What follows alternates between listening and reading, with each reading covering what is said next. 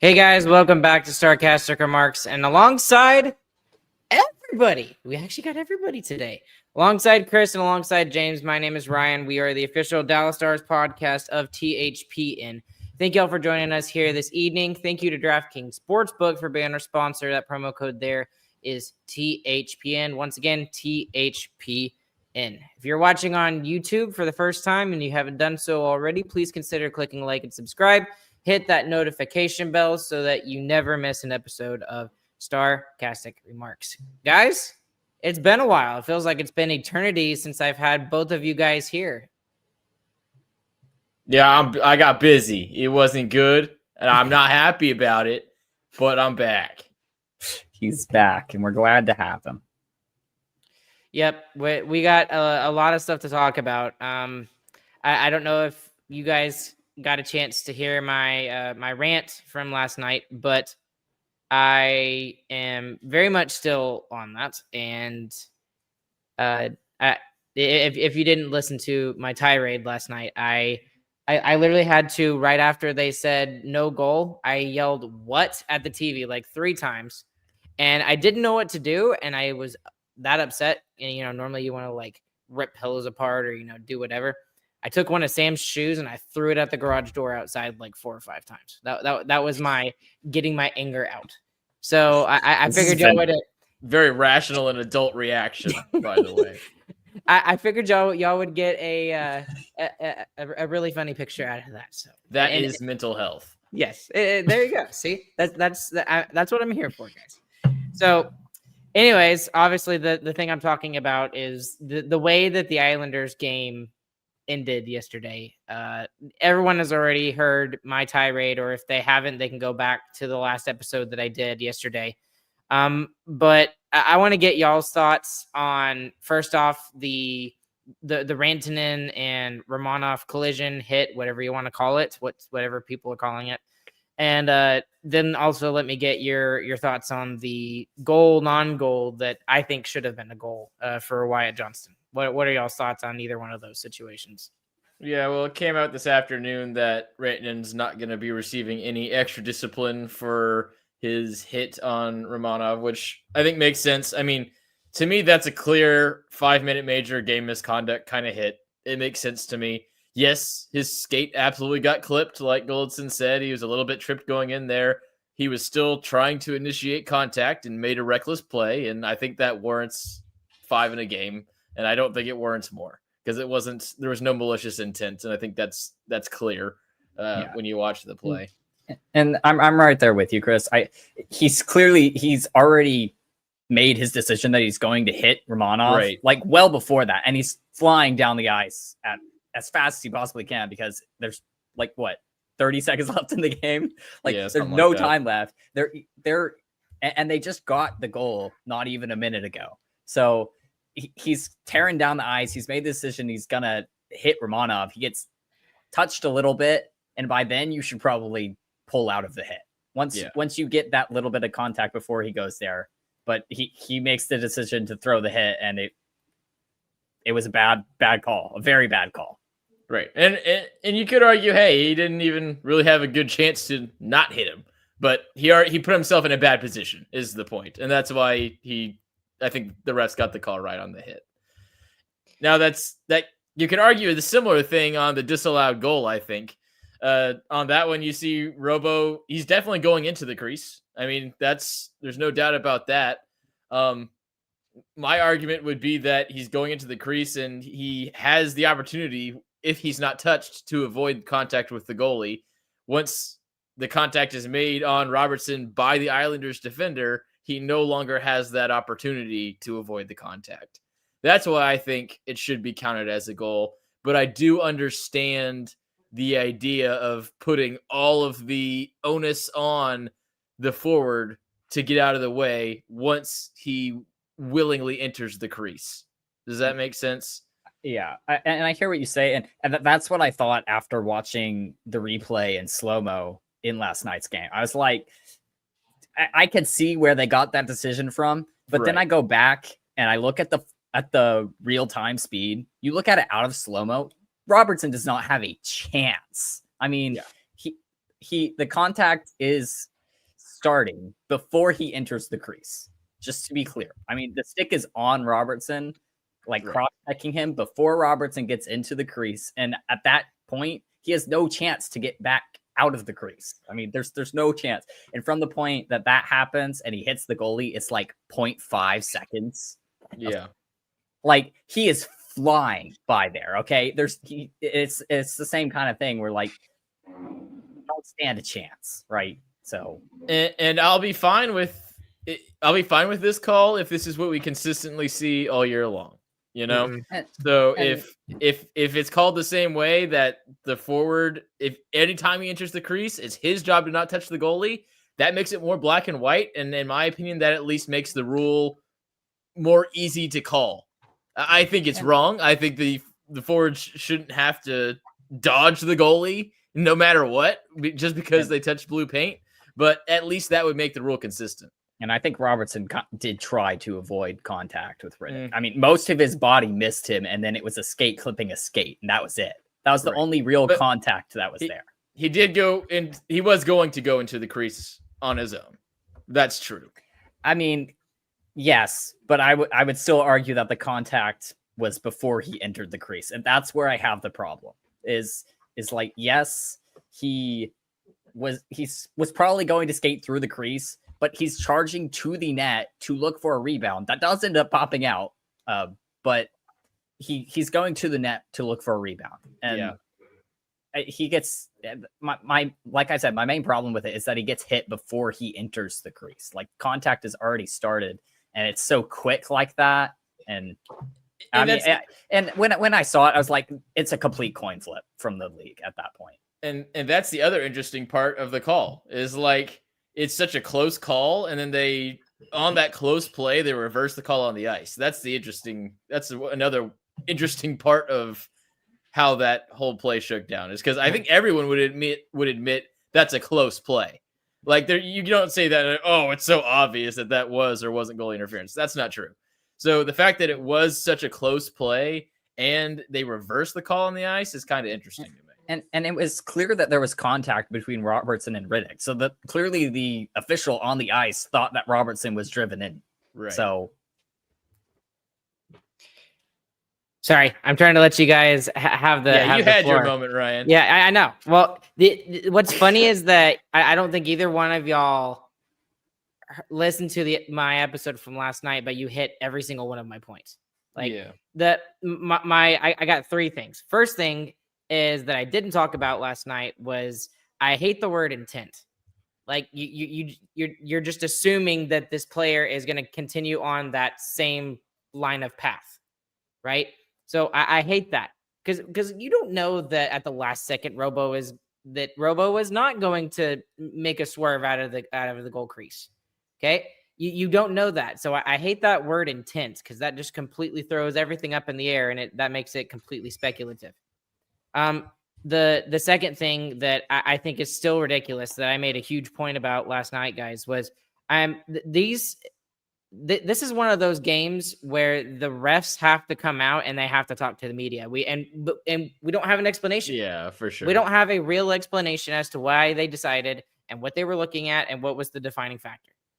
And then the final thing on top of all of this is, and Chris, to your point, nobody knows what the heck goalie interference is in this league, and we haven't known for years. Nobody knows, and maybe the NHL GMs do great, but that's not the ones that pay the money that sets this league up. It's the fans. The fans don't understand what goaltender interference is, so that I don't understand it because the onus apparently was on Robo, I guess. To get out of the way, but at the same time, he is still entitled to his ice. So is it on the onus of the defender, whoever it was? I guess it was Mayfield, to make sure that he doesn't cross-check Robo into the goalie.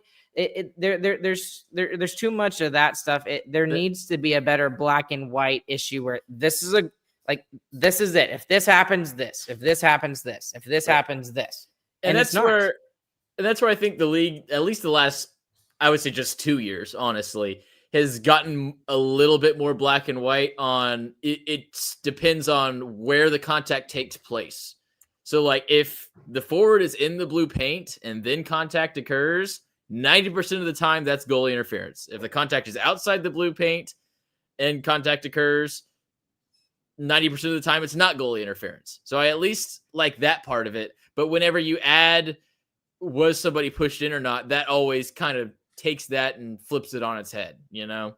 Mm-hmm. So that's definitely where the weird part of the rule is. And this one felt kind of like a combination of them, I guess, because that's where it came from, is they're saying that Robo entered on his own and then was hit.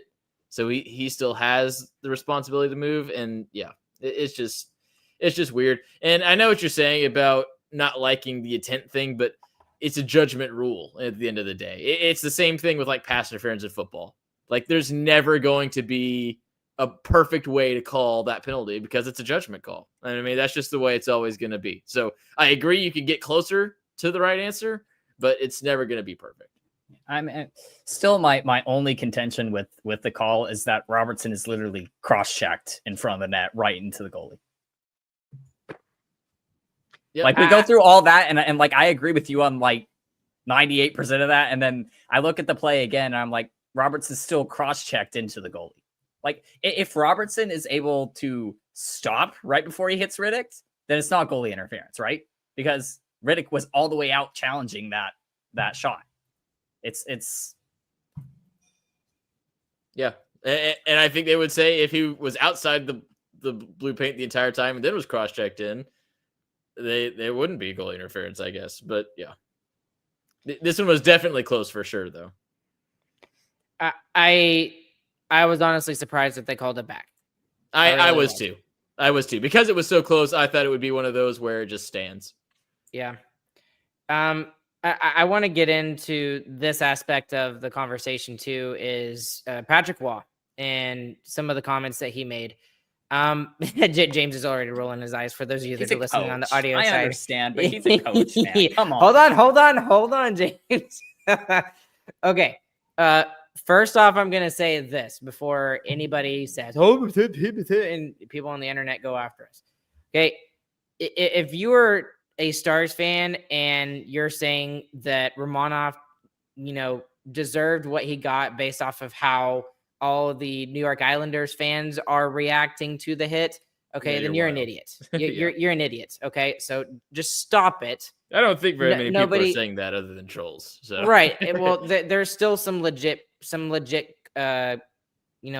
accounts that I know of that are legit that I vehemently disagree with. And there were a couple that I was like, oh my goodness, you cannot, that's just 100% wrong. And then on the other side, though, Patrick Waugh basically putting out a bounty on Mikko Rantanen's head when the Stars see the Islanders again, not until March. Like that's a little bit ridiculous. Like and Mikko Rantanen didn't even hear it.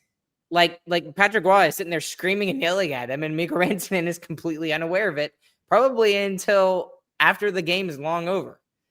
So stuff like that doesn't need to be in the NHL. And the thing about and some people are going to come back at me and say, oh, well, the hit on Mikko Rantanen doesn't belong in the NHL. Yes, I agree. I think both can be true. And it just seems like there's some people out there, and yes, mostly trolls, Chris, that are saying that one way or another that, oh, Mikko deserves to have his hand slashed off. That was one of the comments that I saw. Or there was one I retweeted that I can't remember off the top of my head now, but let me get your thoughts on that. Yeah, well that's wild. But the overall sentiment of what was, I think, really saying is that they're going to fight him in the next game and they're going to finish their checks against him. And that's hockey. Like, that's correct. That is how you should handle something like that later on in the regular season. So he wants to say that. I'm 100% cool with that. Hockey is a self-policing sport. That's why those things are part of it. But that is not what he said. That is not what he said. He's and I'm paraphrasing here, okay? So I don't have the direct quote in front of me, but he basically inferred that Mikko Rantanen was not going to finish that game.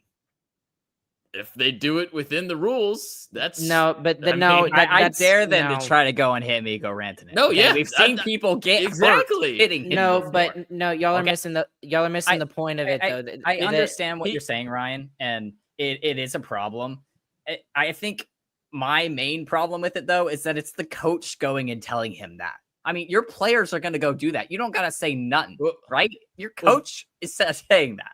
Well, first, that's just Patrick Waugh. But the other thing is that Patrick Waugh lost his mind, and then it resulted in his team collapsing and nearly giving up a point to the Stars at least. I mean, that's really why the Stars were able to get that no goal at the end of the game, is because Waugh lost his mind and his team lost their composure. Like, it was the Stars would have won of even strength, essentially, after the Stars pulled their goalie. There's no shot the Stars should have even gotten close to tying that game at the end. The Stars would have won that game if it went to overtime. They would have been full advantage. Dallas. The Stars would have been on the PK the entire overtime, so I disagree. 4 minutes and 30 seconds. Hey, they would have scored a 5-on-5 shorthanded goal. extra. 5-on-5 shorthanded goal. That's nuts. That is nuts. I still can't believe that it wasn't a goal. But anyways, back to your other point, Ryan. You're saying like you shouldn't put a bounty out on somebody. And I agree with that. So you shouldn't say that you're going to go out and try to hurt Mikko Rantanen. And I think that's, was speaking in hyperbole when he's saying stuff like that. So, okay, then he needs to clarify his comments then, because that's, for a lot of people, including myself, that was the first thing that I heard. I didn't really hear it that way. I heard it as they're going to go after him in the next game. And that's just hockey. You are going to go after somebody who hurts your teammate. That makes sense to me. I'm fine. You shouldn't try to intentionally injure them, but you should try and fight them and punch them in the face and finish every single check you have on them, because that's hockey. I'm fine with him answering the bell. I really am. I'm completely fine with him answering the bell, but that is not the, and I'm totally fine with that. I should say that too. I'm totally fine with that, but that's not what it sounded like to me. It sounded like, it sounded like you're not going to leave the ice. You're going to leave the ice on a stretcher. I mean, that's what it sounded like to me. And that's dangerous. Trash talk. Oh, well, we'll see in March anyway. I mean, if both of these teams are in a playoff spot come March, they're not going to want to play that way. You're right. They won't. Yeah. They might go after Mikko Rantanen and finish a few more checks, and then maybe Miro gets spared by some of those, but it's not going to be knock on wood. It might end up turning into nothing just because they're going to be not see each other for so long. Hey, it'd be nice to have another Eastern Conference rivalry. No, not this way, man. Here's the last thing about this game too. This was my only thought after the game, after I had finally calmed down, which was like an hour and a half after I did the episode. Yikes! Yeah, it was bad. I haven't been like that in a long time, like a very long time. A lot of people were like that though. But anyways, like, I would have much rather just lost the game 3-2. Like, I was honestly fine with losing the game because the Stars had a decent game. It wasn't great, but they got really great contributions from their bottom three defensemen, especially. I was very impressed for the most part with Kolyachonok, with Capobianco, and with Petrovic. Petrovic was amazing on both sides of the puck. And it's not just the Stars who are on a heater. The Islanders have been playing very well as of late too. They were 4-1 on their 7-game road trip, and this was their 6th game out of 7. So I was okay with us losing that game. And I would have never reacted that way on that episode that I did yesterday if it had just ended 3-2. I would have been completely fine. But I felt wronged. There was no justice for me. So that's the last thing I'll say about the game. And I mean, do you agree with my sentiment there? I don't think Kolyachonok was great. I disagree with that part. I don't think Kolyachonok was great. I think Otter was pretty bad in that game too. Oh yeah, that was probably Otter's worst game of the season. Last 2 goals he gave up were pretty heavily on him. Yep, agreed. And for some reason, it feels like, especially shorthanded, he just like really cheats on either just super bites on the shot or super bites on the pass like he did last night. So it's some kind of weird mental thing, I feel like, when the Stars are on the power play. Well, they're giving him anxiety because all the chances. Right, true. They do give up a good amount of great chances. And I think he stopped a couple breakaways on power plays too. So maybe I'm reading into it a little bit too much, but I don't know. Okay, so this is actually a really good segue into one of the things I wanted to talk about today, because I did a numerous deep dive into advanced analytics, trying to find things that could explain some of the things that we're seeing or not seeing or whatever. And generally speaking, I think we speak for a lot of Stars fans in saying we're a little bit underwhelmed with how Jake Oettinger has played this year. And we're a little bit, I don't want to say surprised, because we saw DeSmith play really well last year, but we're very impressed with how Casey DeSmith has played this year. So the thing about Jake Oettinger, and I was all over him last night too. I thought that 2-1 goal was the turning point in the game. There were others that said that the 3-1 goal was like the dagger, but that 2-1 goal, that should have never made it to. And some people were getting onto the defensive our players, whether they were the forwards or the defensemen, saying, "Oh, well, they should have been closer to the puck" or whatever. You're going to expect was under Otter. Yes, you're going to expect your $8 million goalie, who's possibly could be the starter for Team USA, to allow that puck to sneak through to the front. It's like, right. No, that is 100% on Otter. Yes. Yeah. Like, so anyways, to get back to some of the numbers, there's something really fascinating in some of these advanced analytics. So he's got league average save percentage, but he's got a positive goal saved above expected. Mm-hmm. And he faces the highest danger shot mix among the two goalies. And so the translation for those of you who are not into the advanced analytics as much as I am, I'm getting better about it, as he's dealing with high danger scoring chances way more often than Casey DeSmith is. And that seems to be against the eye test, at least for me, because it seems like Casey DeSmith is dealing with his fair share of high danger scoring chances as well. Whoa. But for Casey DeSmith, he has a higher save percentage, but this actually really surprised me. He's got a negative goals saved above expected for this season, which really, really surprises me. But he faces mostly perimeter shots. So basically what the data here is saying is that the team is playing better defense in front of DeSmith, and it's making his numbers look a little bit shinier. So and this is like the complete opposite narrative of what Twitter has been saying for the last I think it's about 3 or 4 weeks, maybe even a month now, is that DeSmith is stealing games and DeSmith should be played more than Oettinger.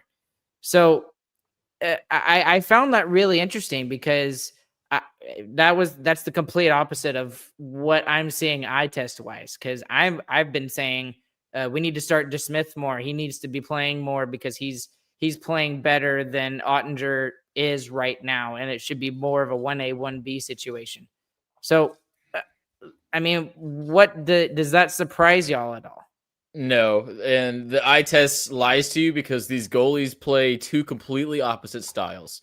So Jake Oettinger relies on his size, and he relies on his precise and almost always correct positioning. I mean, his positioning is really impeccable, especially on those long-range shots, which is, I think he had the highest save percentage on shots from distance last year in the entire NHL. And it's because he is an expert at positioning. He knows right where to put his body, and he makes the saves look easy. Now, on the flip side, Casey DeSmith makes easy saves look hard, because he's an athletic goalie. He makes saves with instinct. He makes saves with his athleticism. And that's why it looks more spectacular, honestly, when he makes those saves, because he might extend too far. He might lose his spot in the crease a little bit easier than Jake does, but he finds a way to make those saves anyway when he's on. And that's really, I think, what separates those great goalies from the good goalies, is that the good goalies can have that athleticism. Casey DeSmith can maybe win a game that Jake Oettinger is not able to sometimes, because if he's on and he's really seeing the puck, he can use his athleticism more and can take over a game in that way. But Jake Oettinger is going to be more consistent. You're not going to have those games where Casey DeSmith lets those flukes in. You're not going to have a Canucks game like that very often that Casey DeSmith had early in the year, where it just felt like he couldn't save anything. Because if Casey's off and just isn't seeing the puck well, he's going to miss a whole lot more. If Jake's off, his positioning's still going to be good. His stuff is still going to hit him. And just to further your point, Casey DeSmith is half a foot shorter than Jake Oettinger. Yeah. He's literally 6 foot. Casey DeSmith has to play that way. He doesn't have the size that Jake Oettinger can rely on. And it's the exact same for the Texas Stars with Remy Poirier. Last year, he went on some crazy runs where he would go 5 games without allowing more than 2 goals. And then he'd go 3 games straight, allowing 4 or more. And it's because, and he's a shorter goalie as well. It's because he's relying on the athleticism, relying on his vision. And when he's on, he is on. But when he's off, he is all the way off. And that was the complete opposite compared to Magnus Hellberg last year, who is just he's similar to Oettinger, and I think he's actually taller than Oettinger, isn't he? He's taller than Oettinger. That's what I thought. Yeah. He was a monster. Yes, he's just a real Viking. Huge. So I just found that really interesting. I still don't believe it. So it's really what it's saying right now is that Jake Oettinger is playing better than his box score says he is, and DeSmith is actually playing worse. I'm going to be that guy. I don't think Oettinger's been bad at all. I think Casey's been fantastic. 100% agree. And when he's hot, I think you should ride him more. I agree with that. But anyone who's saying Casey DeSmith is better than Jake Oettinger, even right now, is wrong. I think really where all of this comes from the fan base as a whole is there was so much hype around Otter this year, especially with the Olympics, and everyone thought that was really going to drive him to be his best, and he just hasn't been his absolute best. He hasn't been bad by any stretch, but he hasn't been a world beater like some of us were kind of expecting him to be. I mean, he's still been a top 10 goalie. Yeah, no, I agree, but he's always a top 10 goalie. So let me throw this at y'all, because this was a thought I had last night as well, has Oettinger lost his backup role for Team USA? Because I don't think he's not going to get the starter role though.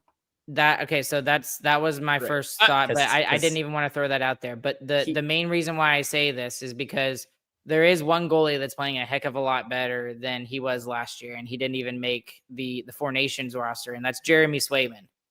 And a lot of people are starting to talk about the fact that they would put Jeremy Swayman above Jake Oettinger. I think that's crazy. I think that's nuts.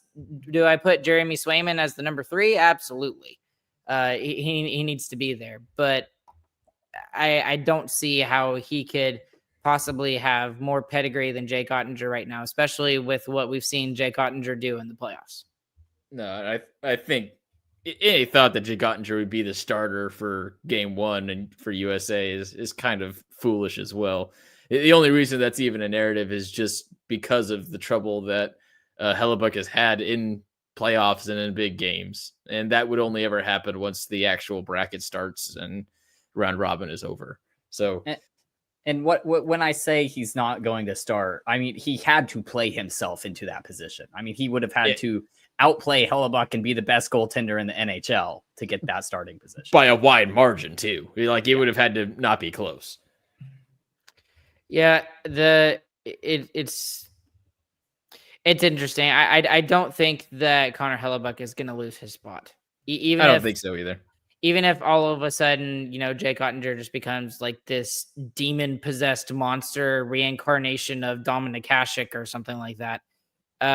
Even then, I don't think they're going to throw him in the net unless Connor Hellebuyck just truly, just absolutely 100% just sucks it up for the rest of the season, which then I probably still wouldn't put him underneath Jake Oettinger. The only way it would happen is like if they fall behind early in like the quarterfinals or something, which really could happen with what we've seen from Hellebuyck at points. Yes. And even then, that'd be a bold move. Okay. I just thought that was really interesting, especially with the numbers and the Olympics part 2. So this is another interesting thing I wanted to throw out there. And I want to throw out there that I think that the Stars are becoming a way more top-heavy super team.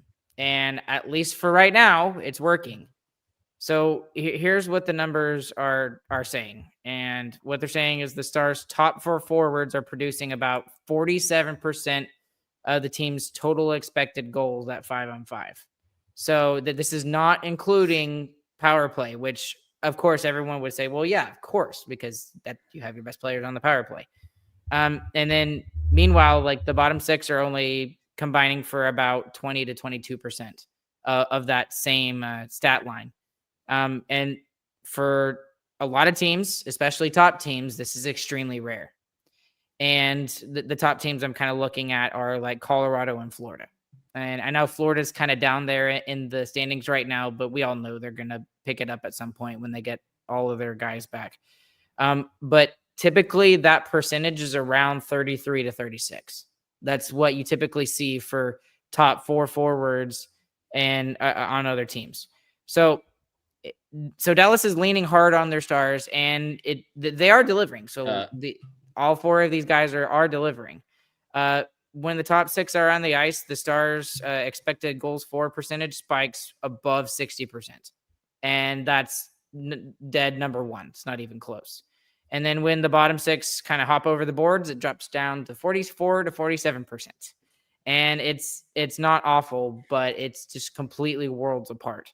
So the worry about this for me is not the right now. It's when the Stars get to the playoffs, because that depth, especially I talk about the third line all the time. And I always say the third line is so critical when we get into, playoff performances. So can the Stars be a like true contender in the playoffs and still play this way and not get as much contributions from the bottom 6? Or does that bottom 6 actually need to start contributing more offense? Or do we just wait for our players to come back? Or what's the answer here? Yeah, our third line has been hurt the entire start of the year. That's the answer. You're talking Matt Duchene, who was a point per game last season, who has not really been able to play this season. And Jamie Benn just came back. I mean, he's not like an amazing goal scorer, but like he's gonna get his points. I mean, he's gonna tally here and there and help win some games. It's hard, especially when you talk about Dutchie. Like Dutchie's gonna elevate someone else too. Someone else is going to be better when Duchene is in the lineup. Yeah, Bourque, Sagan, Dutchie would be a crazy third line. And truly, that would be the third line right now, because we're seeing with looks like what it would be. Yeah, with Wyatt and Mikko, and with Hintz and Robo kind of figuring it out again. So that seems to be the storyline there too. Yeah, so I really think it's just injuries, and once those guys come back, that'll fix itself. But it's also true that the Stars should be a little bit more top heavy, especially than they were last year. I mean, they had spread out minutes incredibly evenly.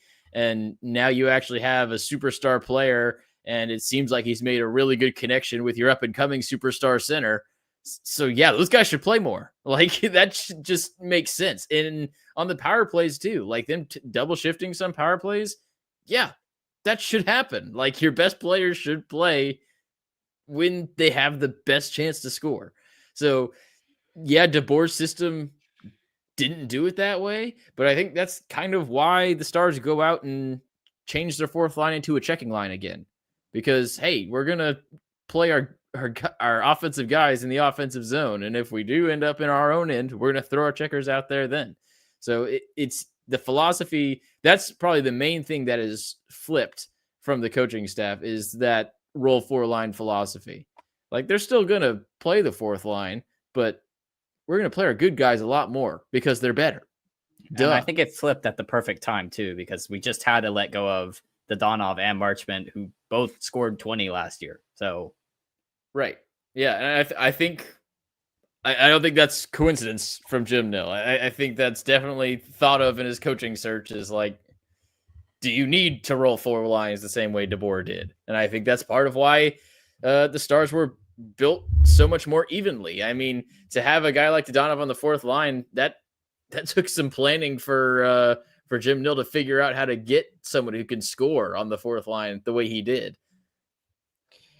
So I want to jump into this because I want to get y'all's thoughts real quick before I give you some of the stats I have on this particular line. How do you feel about the Bourque, Rytkowyak, and Beck line? Are you fangirling on it as much as I am? Do you think it's just kind of all right, whatever, or do you think it's absolutely terrible? I talked with you about the sum on Sunday, Ryan, and I was at the point where I think they were playing good up to that point, but they were going to get broken up as soon as options started coming back, and that's still where I am. And last night's game only proved that more to me. I think they've been fine. I don't think it's worth fangirling over. I think they cause a good amount of problems defensively.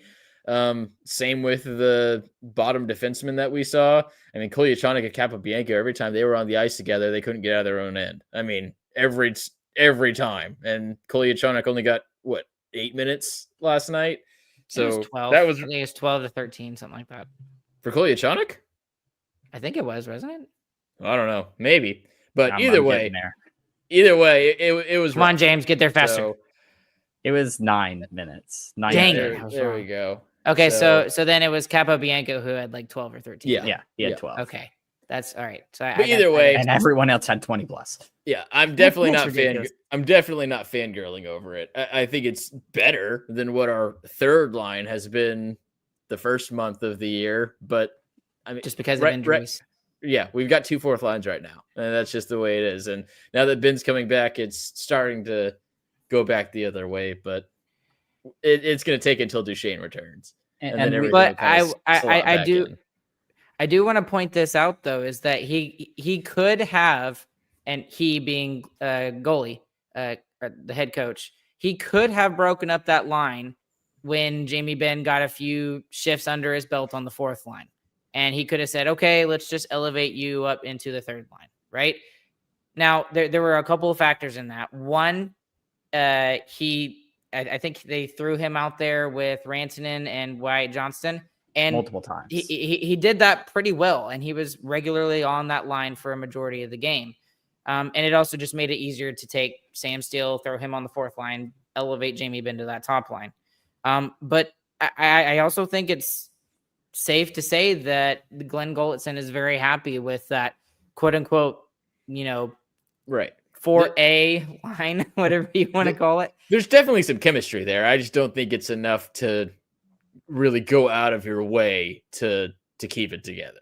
And honestly, in last night's game, I thought that it was a mistake to not break them apart because that line had multiple 2-minute shifts in their own zone where they got the puck and couldn't clear it themselves multiple times. And then I really thought he was going to break it up there and put Steele centering on that line. I thought pulling Steele off the top line and throwing him all the way down to the fourth did not help at all.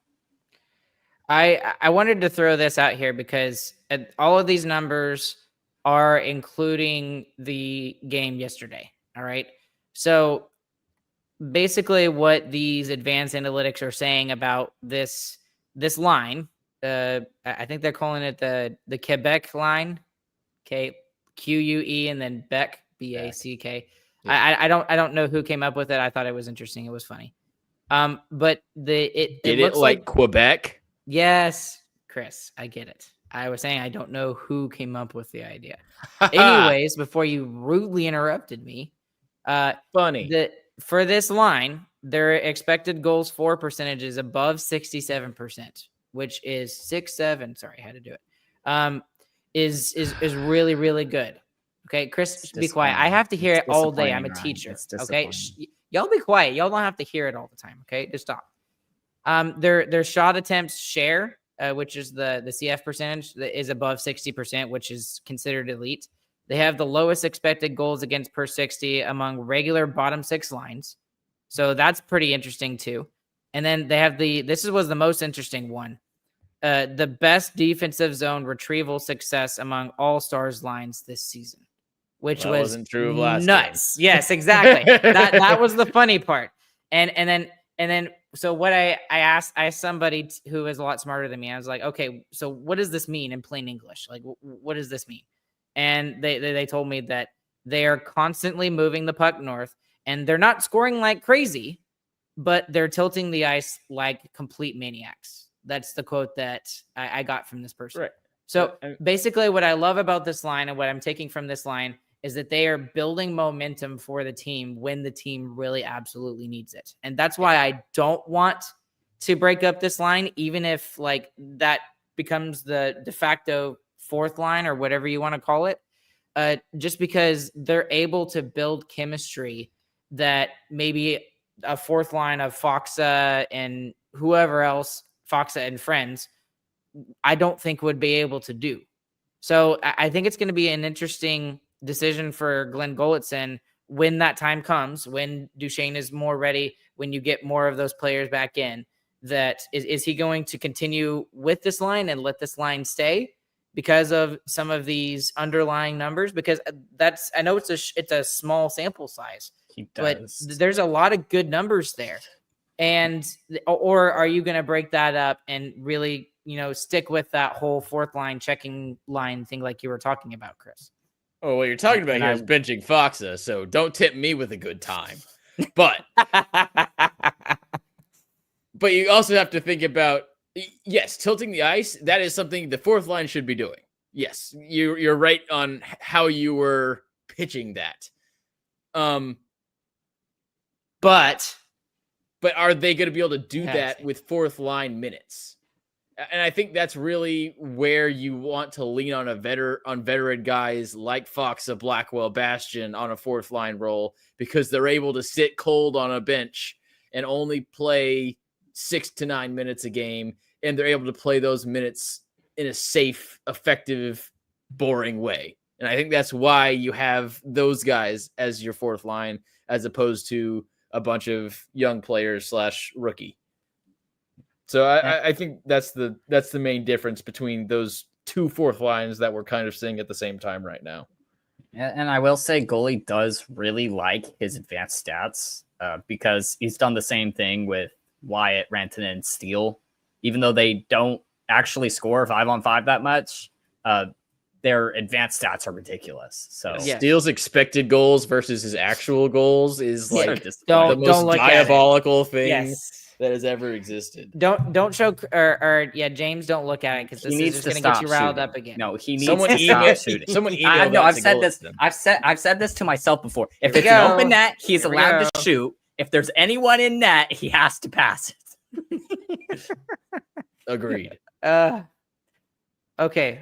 I got one more for you. And this is the most interesting one of all of them. Okay. We're going to call this player, let's call him player X. Okay. And according to advanced analytics, he is the best offensive player, and it is not Wyatt Johnston, and it is not Mikko Rantanen. I know who it is. So no, it's not Stem. Wouldn't that be something, funny, right? All right, James, if you really know who it is, you're not allowed to say it, okay? So just hold off. So I'm going to build this profile for you, okay? Wait, best how? How's he? What's his best stat? I'll give you all the stats. There's like 6 or 7 of these, okay? So he has the highest game score per 60 on the entire Stars roster. And I think James knows. He's top 3 in expected goals per 60 as well. He has the best controlled entry efficiency, which I still don't know what that is. I'm trying to figure that out, but apparently it's relevant. That's just carrying a puck across the offensive blue line. Something like that. Good at doing that while maintaining possession. He has one of the lowest on ice expected goals against per 60 among all the forwards, and he has a top 5 shot contribution percentage. And despite all of this, he shoots he shoots a lot. Thank you, James. He's actually getting the shots to go onto the net rather than missing the actual shots. Like his shot stat is very good. And then shoot good. Yes. Shoot good, hit net. despite all of this, he is not scoring at elite numbers yet. All right. So, James, let's wait for Chris. So Chris, who do you think this player is? Sounds like Rope hints because he's good defensively, can carry the puck pretty well. Hasn't been producing as well as we'd like, I guess. That's my guess. Okay, James, do you actually know the answer? It's Jason Robertson, right? It is neither one of those guys. It's not? No. Okay. Well, Robo's scoring. Well, he wasn't. True, he wasn't. He wasn't, not And until he's- recently. Yeah, I mean, it's still less than he should be, which is crazy. Yeah. Okay. You want to take one more guess at it? No. No? James, you want to take one more guess? No, I'm good. Okay. I don't think y'all are going to believe me. It's Maverick Bourque. Yeah, see, that just proves these numbers are stupid. Well, I can he's- see it on the ice, and I said it early in the season. It's that he looks really good. He's just not shooting enough, really, honestly. So he is number But his one. shoots good number says he is shooting good. So That's that's garbage. again, you told okay. me shoots good. That's what these- Ryan told me. These are advanced analytics. I didn't say that these were right. I just Advanced said this dumb. is what they say. Okay. So he is number one in the game score per 60. So that just What means does when that he's mean? it just means when he's on the ice, he is affecting the game more efficiently than Robertson, Hintz, or Johnston on a per minute basis. So that means that It's very he's not weird. getting he's not getting as much ice time, but with the ice time that he's getting, he is more effective at what he's getting than those guys. And I think it's pretty clear that he is the one who has Chris. been hurt the most by other players getting hurt. I mean, you talk about if he was able to play with Matt Duchene right now, I think he would have a ton of goals. So That's the dumbest stat I've ever heard in my life, by the way.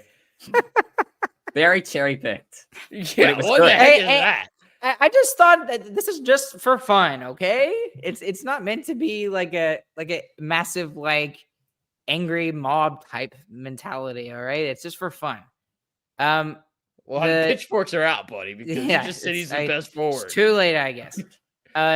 So the other thing about this is that he apparently, and this is just what I'm told. I had someone else tell me this that is much smarter than I am. But when you talk about controlled entry efficiency, he's one of the only Stars forwards entering the zone with control more than 60% of the time, which, according to this person, it's a massive predictor of future scoring. So, and the players like Mikko Rantanen and Nathan McKinnon and Connor McDavid had similar percentages in this category before they started exploding. Yeah. So I thought it was really interesting in that aspect.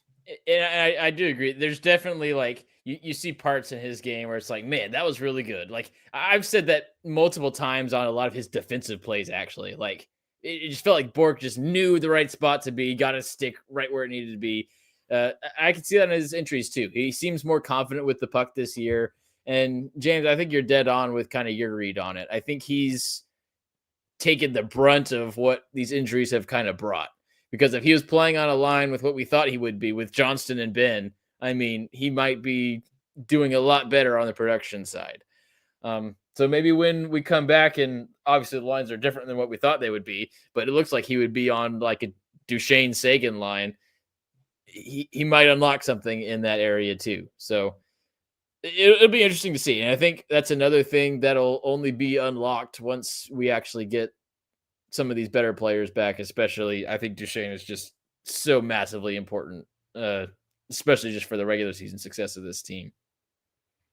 So let me ask you about this, because the DLLS guys were talking about this either yesterday or today or something like that. They were talking about, when Duchene comes back, what are you going to do with three players in particular? And the three players they mentioned were Adam Ernie, Justin Rytkowyak, and Nathan Bastian. And obviously it's one of those three guys. their conclusion to all of this is that the easiest thing to do is to send Justin Rytzkovian back to your neck of the woods, Chris, which that really sucks because Justin Rytzkovian has done nothing but, in my opinion, do everything that he's been asked to do. So then they were talking about, okay, well, do you then, take the chance that you're going to lose some of that depth by putting Adam Ernie and Nathan Bastian on waivers, because they would have to go through waivers to be sent down to the Texas Stars. So let me get your thoughts on that, because to be completely honest with you, I don't know what I would do. Because Justin Rytzkovian has made that decision very, very hard based off of the way that he's played this year.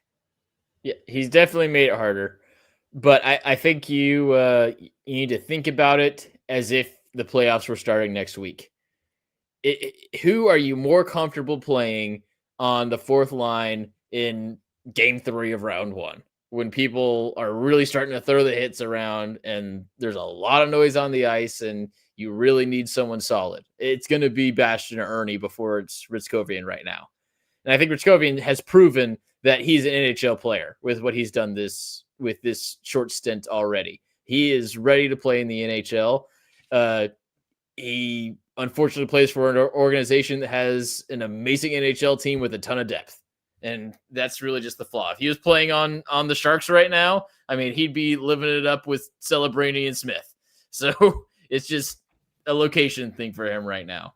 But I think if you're the Stars and if you're Golitzin, you need to do right now what you would probably do in the playoffs. And I think that's keeping those more veteran guys around. And I tend to agree with you, Chris, but man, I hate that. I really hate that for him, because Rytzkovian deserves to be in the AHL. Yes, like he doesn't deserve to be sit back down to the AHL just because it's a numbers thing or whatever. Like that really, that's a good point. That I just saw this pop up. Darren Smith, does Ritzy end up going the route of Blue Mel? I don't want that to happen. And speaking of Blue Mel, he just got called up to Boston because they're dealing with their own injuries. But with Tufte, yeah, and Tufte, yeah, I saw that too. Riley Tufte scored the other night. He did? I think he did. Really? I have to go and look. Anyways, I don't want to see that for Rytzkovian. I really don't, and he doesn't deserve it. So, I hope that he makes it even harder, because if he makes it even harder, that means he's playing even better. And he'll have to start scoring to do that, unfortunately. And yeah, that's where I was kind of going with this too, Chris, is that he's got to make it a little bit more than just playing well to solidify his spot in the lineup. But again, he reminds me of Liam Bichsel in this aspect. Like when Liam first came up to the NHL for good, right? And he solidified his spot. He never went back down. He brought an aspect to the team that nobody else on the Dallas Stars had. He brought a much more physical aspect to the game that, again, none of the other 6 defensemen on the Stars roster had. What Rytzkovian does and what he brings to the team is he is almost the definition of a grinder. Like the way that he plays is very interesting, and it's not as physical as you would say as Bichsel, but he brings an element to the game that I don't think a lot of the other Stars forwards have. So that makes him more valuable moving forward. That's another reason why I really want him to stay here, because he's not afraid to pick a fight with someone if he thinks that the opponent wronged one of his teammates. So, and that's something again that we don't see very much from any of the other guys, from especially the Stars forwards. It's Sidney Crosby-esque. It's plays like a third liner, but has the skill of a first liner. And he hasn't been able to show a lot of that skill at the NHL level yet, but he absolutely has the offensive talent to be a top player. So that's kind of what you're getting at. I think he's got that grinder ability, but he's got the skill too. He just hasn't put it together yet in the best league of the world. Okay, last question, because this is kind of looking forward. Stars are going out onto a road trip here soon up through Canada. There was a lot of speculation whether they were going to carry 7 defensemen, especially considering all of the injuries that they have had. Well, that'd just be heavy. It doesn't look like they are going to be doing that. So it looks, I'm ignoring you, Chris. I got James for a second. No. It was like a 1/10 of a second. He broke a little bit. Yeah. But anyways, are you surprised with the decision or not? No, because the Texas Stars are hurting bad for some defensemen too now. They've got no NHL experience on their D line now, and they're playing 3 rookies. So they are already hurting. So to steal Trey Taylor from them when it is already so rough down here would just be mean. Man. Yeah. I mean, it's so tough when you're talking about like Petrovic played almost 21 minutes last night. Yeah. And he was honestly, in the AHL last year. He was in the AHL really last year. He did not play a single NHL regular season game. Yeah. Yeah. What do you want? Who else is even supposed to play at that point? Think of how the Texas Stars feel right now, James. This is hard down here. No, they stole both their 2 best defensemen. And they've lost their 2 best forwards. You'll have one of them. Yeah, and Huru's not playing right now. Right? He's back. He's back, baby. He's already scored. And now he's going to get called up. You better not be. Oh, you heard it here first. It's going to happen now. Leave R2 alone. Yeah. By the way, Chris, quick update there. Are they getting, have they gotten Wheatcroft back? Have they gotten any reinforcements back? Yeah, but I mean, it's rough down here, man. I don't know. I mean, it really is. They lost Blumel and Rytkowyak. That was 33% of the offense, period, in those 2 players. And that's a lot of points that they had to try and make up. The idea was that the veteran players like Lind, Hughes, and McKenzie would keep doing what they did last year, and then you supplement and Schlane and Wheatcroft and those guys would pick up a little bit more, and you'd be less of a top heavy team. You'd be more depth throughout, and it hasn't worked. They had the injury to Huru, which was just brutal because he is their number 1 center, best forward by a good margin. And then all the Stars injuries happened. They lost even more with the defensemen, and it's been rough. I mean, Capobianco, I as much as we give him some garbage when he plays in Dallas, and he's had some rough games actually in Dallas. The worst games I've seen him play have been for the Dallas Stars. He is consistently night in and night out one of the best defensemen in the AHL for Texas. So that is a huge loss for them as well. Well, I mean, how many wins do they have on the season? I haven't really been paying attention. Are they up to 3 or 4? I think we're at 3 now. Oh my gosh, that is so rough. I am so sorry, Chris. It's all good. We got cool. We got new Samu Tuomayala, I think is how you say it. And I just did a story on him, so go check that out at 100degreehockey.com. Now ad free. Gotta plug 100 Degree Hockey. I know Steven would love that. And I added a Lord of the Rings reference in the title, so that's fun. Oh, awesome. Okay, well, I've got a couple more things I'd like to talk about, but I'll save them for Sunday if I need to. Y'all got anything else? No, other than the fact we didn't really talk about it. I'm sure y'all talked about it before, but the Stars have been pretty great recently. It's been a lot of fun. Despite all the bad things we talked about and all the injuries, they've been fantastic. And that's why I'm not too worried about the loss against the Islanders. Like, again, the Islanders were playing well, so were the Stars, and we already talked about it. Stars are still playing well. I'm not worried. We'll see how they respond tomorrow night. Who are they playing tomorrow night? A team. The Canucks, right? Yeah. Oh, the Canucks. That would be fun. Okay. All right, guys. We will catch you guys on the long side, and Man, I'm tired. long I'm so time. off. Yeah, sorry. I'm like, wow, I'm already getting to the punchline way too soon.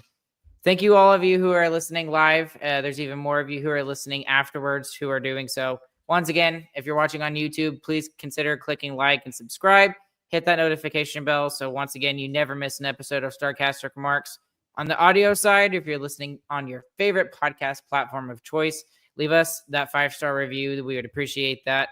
Make sure you join the Who Cares Club. The Who Cares Club for $5 a month helps us keep the lights on here and do what we do for free. And that's awesome.